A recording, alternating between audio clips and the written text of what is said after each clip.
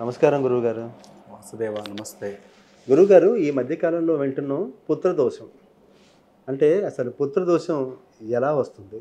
పుత్రదోషం ఉన్నట్టు మనకి ఎలా తెలుస్తుంది? ఆ పుత్రదోషం పోవడానికి ఎలాంటి పరిహారాలు తీసుకోవాలి? అంటే ఈ మధ్యకాలంలో మన ఛానల్ చూస్తున్న ఒక అతను రెగ్యులర్‌గా కామెంట్ పెడుతున్నాడు. ఏ గురువుగారు వచ్చినా పుత్రదోషం గురించి అడిగించండి. దాని గురించి నాకు పూర్తి క్లారిఫికేషన్ కావాలన్నారు. వారి కోసం వివరించండి సార్.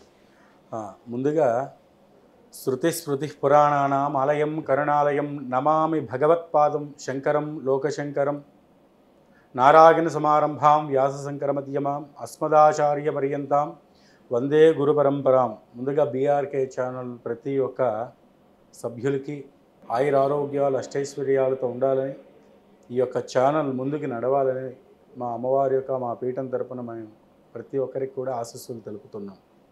అయితే పుత్రదోషం అంటే ఏమిటి? పుత్రదోషం ఎందుకు వస్తుంది అంటే, పుత్రుడు జన్మించినప్పుడు వస్తుందా లేకపోతే గర్భంలో కాలేయంలో కలిసినప్పుడు వస్తుందా అనేది మనం తెలుసుకోవాల్సింది. అవును. ఈ పుత్రదోషం అంటే రెండు విధాలుగా ఉంటుంది. ఓకే. పంచమహాపాపాల్లో ఇదొక దోషం. ఓకే. ఎందుకు అంటే, గర్భంలో భగవంతుడిచ్చిన దాన్ని బట్టి పోయేదానికి పుత్రదోషం ఉండదు. ఓకే. అబార్షన్స్ ఆటోమేటిక్‌గా అయితే ఎలాంటివి ఉండవు.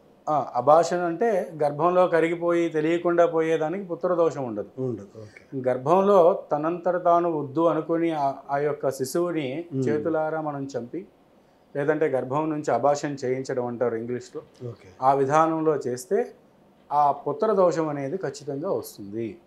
ఎందుకు వస్తుందంటే, భూమి మీద ఒక బ్రహ్మ రాసి పెడతాడు ఆ జీవికి ఇన్ని రోజులు బతకాలి, నువ్వు ఇలా చేయాలి అని. ప్రతి ఒక్క మార్గాన్ని ఏర్పాటు చేస్తాడు. కాబట్టి గర్భంలో ఉండే శిశువు బయటికి రావడం ఎన్ని మార్గాలు దాటి రావాలి? పూర్వజన్మ సుకృతం, మానవ జన్మ ఎత్తాలంటే. కొంతమంది ఈ కాలమాన పరిస్థితుల్లో, అంటే అందరి కోసం కాదు, ఈ కాలమాన పరిస్థితుల్లో కొంతమంది పెంచలేని వాళ్ళు, లేకపోతే కొంతమంది ఉద్యోగరీత్యా అవ్వచ్చు, కొంతమంది వాళ్ళ యొక్క అభిప్రాయాలు బట్టి గర్భంలోనే ఆ శిశువుని చేయడం జరిగేస్తుంది. భ్రూణ హత్యలు అంటారు. పుత్రహత్య అంటారు. దాన్నే పుత్ర మహాపాపం అంటారు. ఈ పాపాన్ని ఎలా తీర్చుకోవాలి అంటే, ఎన్ని దేవాలయాలు ఎన్ని యాగాలు చేసినా దానికి ఇది అవ్వదు. ఎందుకు? దశరథ మహారాజు వారు శ్రీరాముడి యొక్క దీనిలో పుత్రకామేష్టి యాగం చేయలేదా? అవునండి. పుత్రులు కావాలని చేశారు. మనం పుత్రులు వద్దని ఏ యాగం చేయగలం? చేసిందే తప్పు, మహాపాపం. అందుకు ఏ యాగం చేసినా ఫలితం ఏమి ఉండదు.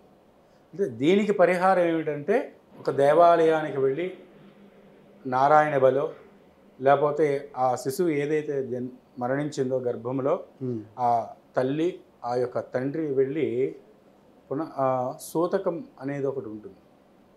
ఓకే. ఆ సూతకాన్ని తీసేయటానికి ఆ గర్భంలో ఉండే శిశువుని మరణించే దోషానికి ఓ రుద్రం చేసుకోవాలి. బాగా ఒక 108 రుద్రపారాయణ చేయాలి. చేసి ఇకపైన అలాంటి దోషాలు రాకుండా చూసుకుంటే సరిపోతుంది. దీనికి పరిహారం అనేది ప్రత్యేకంగా ఏమీ ఉండదు.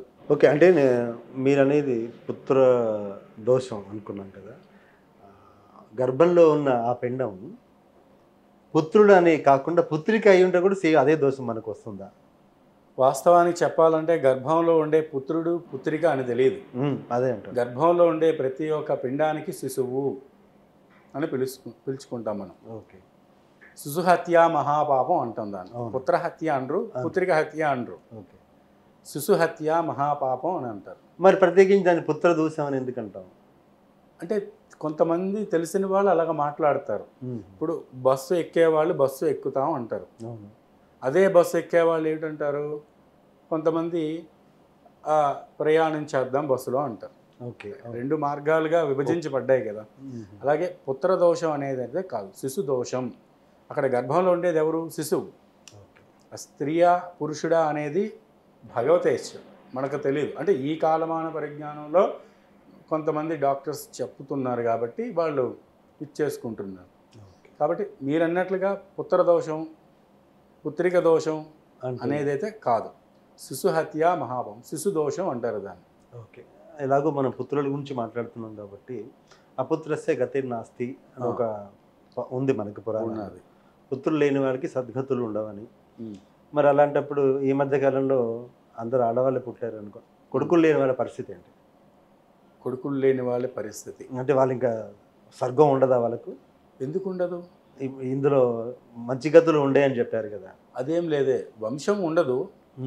అంటే ఒక దంపతులకి తరతరాలుగా స్త్రీయే పుడుతుంది, ఒక నలుగురు పుట్టారు, వంశం ఉండలేదు. వంశోద్వారకుడు ఎవరంటే పురుషుడు. లేదు, వాళ్ళకి స్వర్గం ఎందుకు ఉండదు? వివాహమే ఒక స్వర్గ మార్గం, వైవాహిక సంబంధమే ఒక స్వర్గ మార్గం. ఈ సంతానానికి దానికి స్వర్గం వెళ్తారు నరకంకి వెళ్తారు అనేది అయితే ఏమీ లేదండి. అదే అంటే పుత్రుడు అనేవాడు పుణ్యం నరకం నుంచి తప్పిస్తాడు అంటారు కదా. అవును, అది వాస్తవమే, పుణ్యం నరకం నుంచి తప్పిస్తాడంటే వాస్తవమే. కానీ తల్లిదండ్రులు మరణించిన తర్వాత గర్భంలో ఉండే ఎవరైతే వంశోద్ధారకుడు ఉన్నాడో వారి ద్వారా ప్రతి ఒక్కరు చేస్తే రుణం తీరుతుంది, వాళ్ళకి మోక్షం కలుగుతుంది అని ఉంది. ఓకే. ఆడపిల్లలు పుట్టినప్పుడు ఏం చేస్తామంటే వాళ్ళ యొక్క బావగారు లేకపోతే అన్నగారు కొడుకులో ఏదో దానికి ప్రాయశ్చిత్తం ఉంటుంది. ఏమిటి? అనాథ ప్రాత సంస్కారేణ, దానికి కూడా మంత్రం ఉంటుంది. ఓకే. ఒకవేళ వాళ్ళు పుత్రులు లేని వాళ్ళు పుత్రికలకు సంబంధించిన వాళ్ళతో చేసినా కూడా సేమ్ ఫలితం ఉంటుంది అంటారు.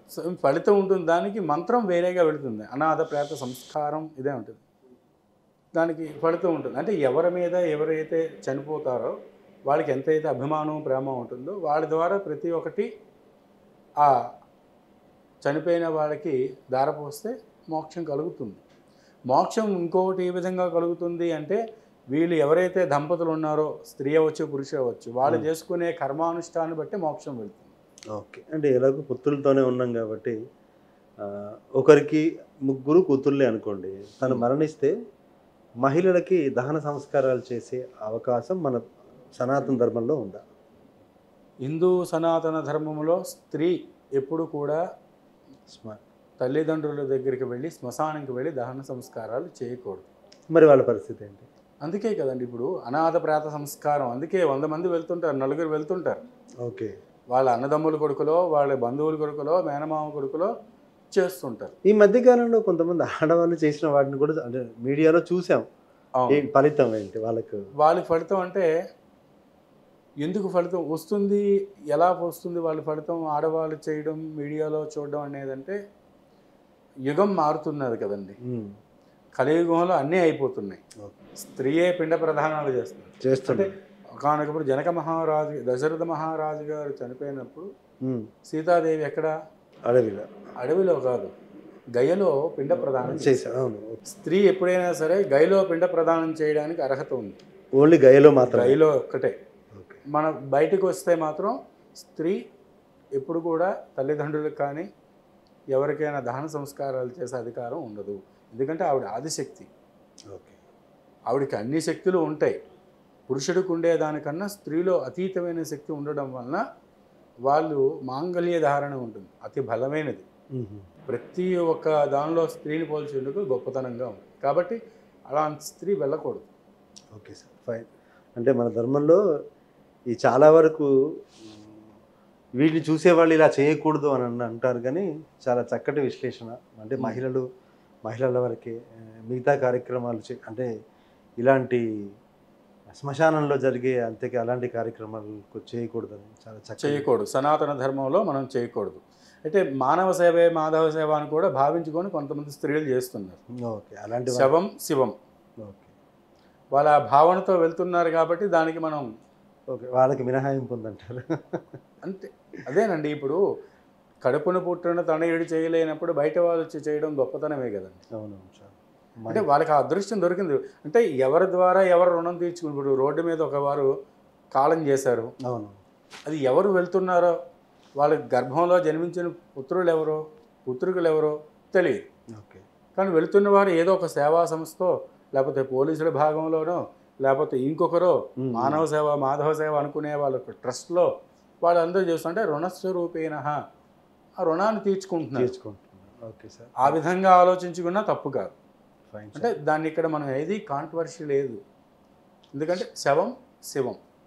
ఫైన్ సార్, చాలా చక్కటి విశ్లేషణ. ధన్యవాదాలు.